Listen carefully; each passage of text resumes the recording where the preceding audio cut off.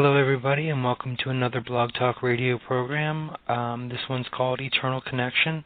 That's the title of the show, I don't know, it's the title of the something or other, but I'll be talking about mind over matter, which I like to think of as Jedi mind tricks.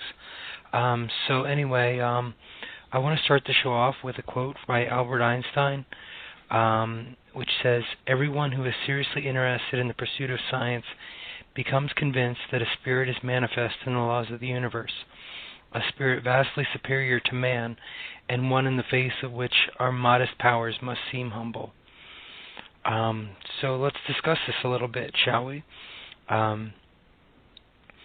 There's powers within us that can be used with human intention to speak the truth of human consciousness. I mean, basically, there's the power of choice.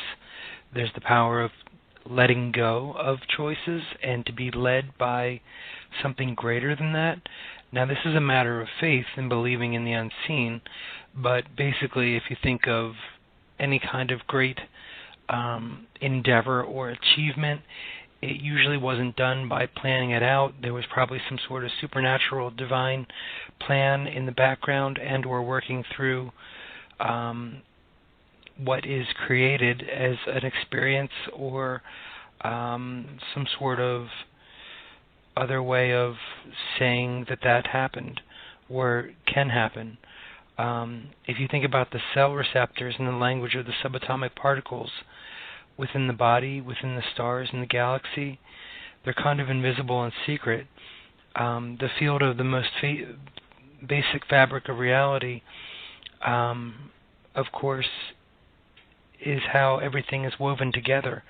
And it's mostly empty space, yet it's intelligent. And even defining it as empty space is negating the essence of what it truly is. Think, for example, of plastic and film and exposure, the transparent entities, yet humanoid in perception.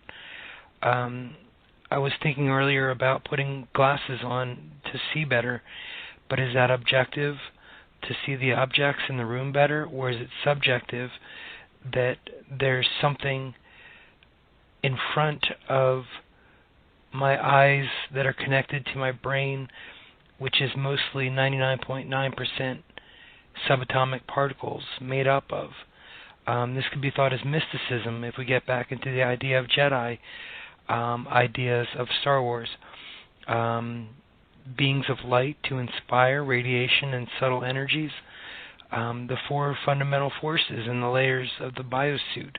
You know, you get into the atomic, and you get into the cellular, and you get into the organs and the muscles and the bones, and then you get into this objective reality. There are all kinds of different languages within these four layers, and as well as I see that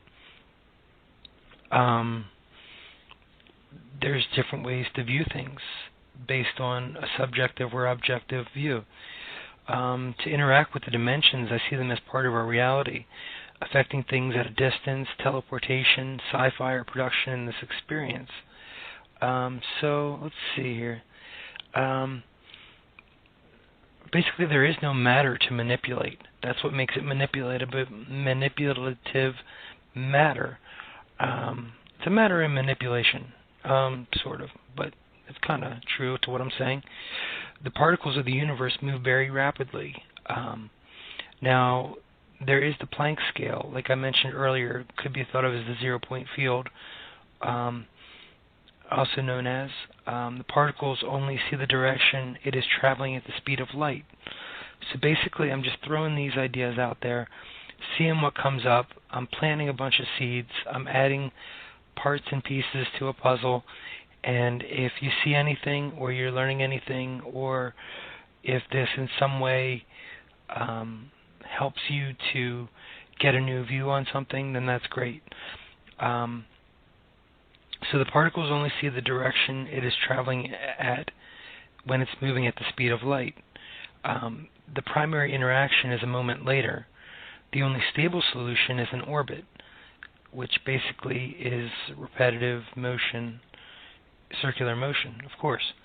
So let's just go into the idea of the system of being synchronized and isolated, or oscillated. There we go. I'll pronounce the O in the correct way.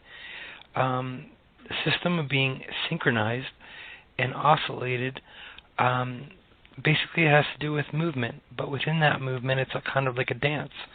And if, from my perspective, I take the lead in the dance, then the dance partner will move in a synchronized fashion. And then how oscillation works in with this is the idea of the direction and the formation of the movements. So on the average, it is invisible to us, yet it's out there, and it is. So the sheets of paper, and if you take a sheet of paper, it's kind of like a parallel system. If you were to take two pieces of paper, put them on top of each other, take them apart, put them side by side. Basically, these forces shift into. It's sort of like the idea, or an example of how these forces shift into 5th, 6th, and 7th dimensional realities, at least. And then, of course, I'm making this all up because I can, and I can just say whatever I want to. But if you're believing this, then hey, some people said that man couldn't fly, but then they manipulated gravity, and then the Wright brothers, instead of owning just a bicycle shop, they actually were the inventors of a way to manipulate gravity and to fly, or sit in something that flies. So basically 99.9% of our body weight is made of subatomic particles. I mentioned that earlier, randomly disappearing at the core of the atom and reappearing. Now, this dematerialization and rematerialization, where does it go? I mean, when they pop in and out of existence, this has been documented and observed in quantum theory and quantum physics. So possibly, if they dematerialize and rematerialize later, is it to go to travel to other dimensions to get information to bring back? Is there some sort of mystery or mysterious plot line behind everything that we even know or even could recognize as not being there, but is actually there? The idea of how people know telepathy, and I heard a story about the CIA recovering satellites, or used a satellite to recover information. Either way, it's interesting. Out of a body and remote viewing programs, or out of body and remote viewing programs. So basically, the idea to project myself somewhere into the world, kind of like my voice is doing this to anybody out there who knows about Blog Talk Radio or sees this on my Facebook page or my website. To a certain extent, that's also what Einstein would have a heyday with if he was in this day and age and observing spooky action at a distance, is how he described it. There's infinite range within the Akashic Records. If you don't know what the Akashic Records are, they're basically the information of all things. It's kind of like spiritual records. Say if heaven had a library. So that could develop into underground spheres, obviously. I mean, this all makes perfect mind sense. So,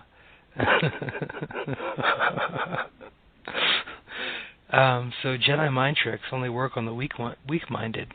Hope you enjoyed this. And if you didn't, well, that's okay too. All right, see ya.